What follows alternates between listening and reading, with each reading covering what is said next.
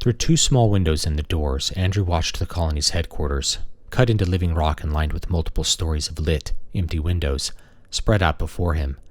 Below the car was a black abyss spanned by steel and old scaffolds, the first mining site of the colony, now abandoned and depleted. Eventually the lights shrank to dots, and he turned to the windows on the opposite side. He was hovering in the dark, the running lights on the track the only thing to remind him he was moving forward. Seconds passed, then long minutes. The track turned and slowed. The descent leveled off as he approached Sector 1. It was black save for a few scattered lights. Nothing moved except for some clouds of dust as the car moved past the open landing cut into the rock and back into the dark caves. It began to get colder, and Andrew clenched his ungloved right hand. As the car rolled on, the running lights on the track growing brighter. They were newer, he reckoned. He reeled at the amount of atmosphere the colonists had created for their operation. The planet's surface was still thin and made mostly of greenhouse gases, a necessary step for even the accelerated process of creating a garden world. But the vast catacombs of the Gibraltar mine were full of fresh oxy. The way forward was wide, but always around the car Earth-like air rushed like wind. The car approached Sector 2. The rock ceiling came into view as the car slowed and paused at what looked like an equipment bay. A few hanging sodium lamps lit a long open avenue, lined with lockers and abandoned tools. A few computer terminals were still lit, ticking away with whatever tasks they had. The doors opened automatically. Andrew flinched and shouldered his rifle, but relaxed as a small robot rolling on tracks appeared from around a rock formation. The light on the end of its single appendage searched back and forth over the smooth floor. "Hello!" Andrew yelled. Nothing answered him past the glow of the lamps, but the robot, not slowing, turned its light upon him. "Greetings," it said in a warm, feminine voice as it approached. "Sector 2 is not staffed today. Are you looking for someone?" Andrew felt a bead of sweat pop on his brow, despite the still and cold air of the bay. I might be," he said, shrugging, though he knew the robot would likely not recognize the gesture. "Are you heading further down?" it said, pleasantly, pausing in front of the open doors. "Perhaps I could share a ride with you if you are. If not, or if you do not wish to ride with me, I will wait for the next car." Andrew stepped away from the robot to appraise it. It took the gesture as consent and rolled into the lift. The doors closed, and the car began to move down again, the computer being operated remotely by the robot. "Are you new?" the robot said. "I am," Andrew said. "How did you know?" "I haven't seen you before." Its arm and its strange light, which had dimmed to a pale blue, swiveled to regard Andrew. "Oh," Andrew said. "What is your name?" Andrew thought a moment. "Toro." "My name is Lucille. Are you married or single?" Andrew frowned at the thing. "What is your function, if you don't mind me asking?" "My function is autonomous maintenance of electronics and basic structures within the mining hazard zone. What is your job, Toro?" "Why are you asking if I'm married?" The robot dimmed its front light. "I don't have any records of you. I thought I would update the personnel files for Tracy with the identity of your spouse and children, if applicable. I know she would appreciate having it done for her." Andrew nervously checked the safety of his rifle. He had flipped back to auto at some point. He put his thumb on it and slowly clicked it back twice to safe. "I'll talk to Tracy myself." "What is your job, Toro?" "Mining." "I'm sorry, Toro. I meant to say..." The robot paused and clicked a few times. "What is the title of your job position?" "Why do you want to know? I told you I'd talk to Tracy." "What is the title of your job position?" Andrew looked out the window. They were passing through a narrower stone passage, not hanging over an abyss any longer. It was still cold and dark. The stone had a mottled color, gray and black, with veins of iron that had not yet gone to rust in the newly oxygenated mine. "Have you forgotten your job title?" the robot said. "Yes," Andrew said.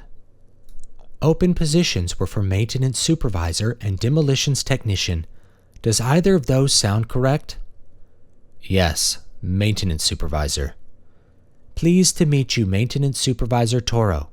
I am Lucille, one of the autonomous maintenance robots that operate in the mining hazard zone, it said, seemingly oblivious to its own conversation history.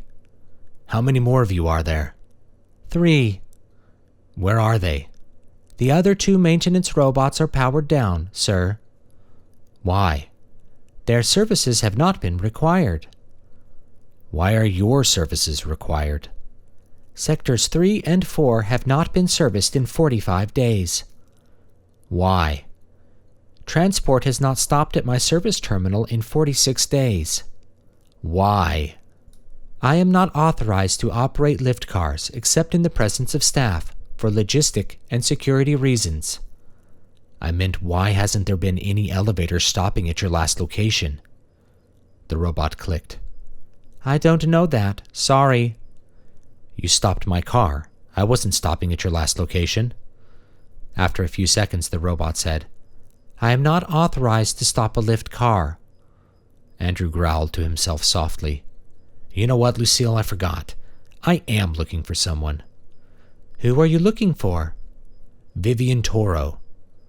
The robot clicked. The computer terminal moved through some menus on its own. Sorry, the network is slow. No worries. The robot clicked a few more times. Vivian is in the 3rd grade. You can find her in the education center, either in the common area or as a pupil of Elena Garcia. Thanks. I've already been to the school and she wasn't there. I'm sorry I couldn't help you. You can contact the education center to see if she was out of class due to health concerns. I don't think it was that. I'm sorry. I don't have information on that. It's fine, Lucille. Thanks, Toro. The car approached Sector 3. The elevator bay opened to a much smaller space. The lift stopped and the doors opened. Lucille the robot moved out into a dirty corridor, kicking up a few dust clouds to dance under the bright LEDs and warm sodium lamps, which were attached to wires running along the high ceiling. Is this your arrival point, Supervisor Toro? It said, pausing and looking back with its light. No. Say, Lucille. What is it, Toro?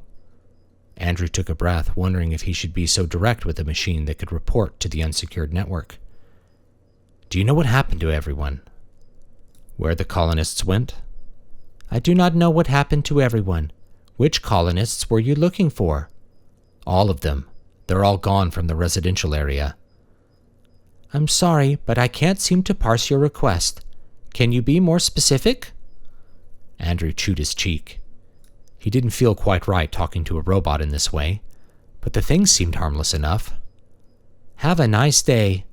Andrew's mind shifted for a few moments, inducing nausea instantly, and then suddenly the robot was looking away. More lights were on, and brighter. A few men stood around, talking. One of them was holding a toolbox, which he put down. The network is fine here, he said. The other man took off a hard hat and scratched his bald head. Well, it must be further down. Check out Sector 4. Maybe the demo team is playing a prank on us, the first man said. Not my kind of prank. Can we have them relay back through the robots?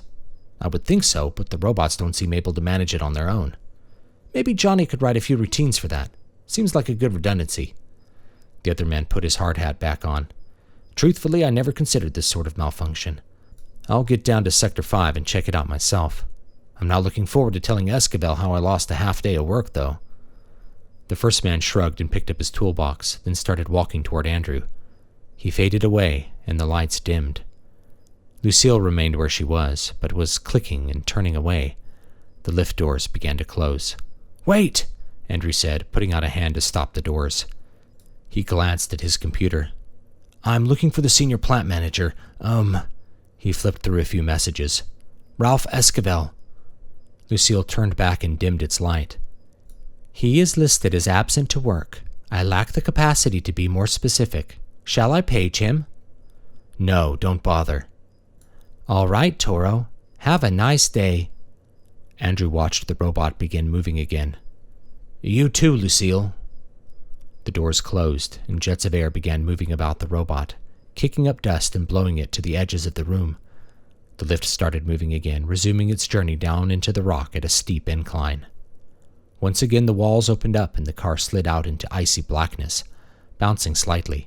Apparently, the rails in the final sectors were not as robust here, with the supports from the ceiling or rocks below more spread out. Or perhaps as a whole it was built to a lower specification. The car swayed as it moved, but the engine above showed no signs of struggle. Andrew popped his ears and took a breath. He felt lonely suddenly, for the other parts of his mind were silent, and though he knew the robot was a simple thing, its artificial voice had banished for a few minutes the oppressive, uncanny silence of the colony.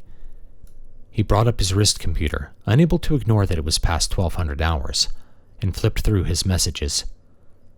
"Did you instigate this, Saul Toro?" he said to himself, wondering about the vague language used by his employer. He tapped his head. "I need to get you all wrangled. I'm pretty blind for a man who can see the past and future." His inner self answered back, but it was the remnant of his original mind, not the part of him that was prescient or able to see into the past. It was laughing with pleasure, a cackle that was somehow also guttural and strained. Andrew shut it out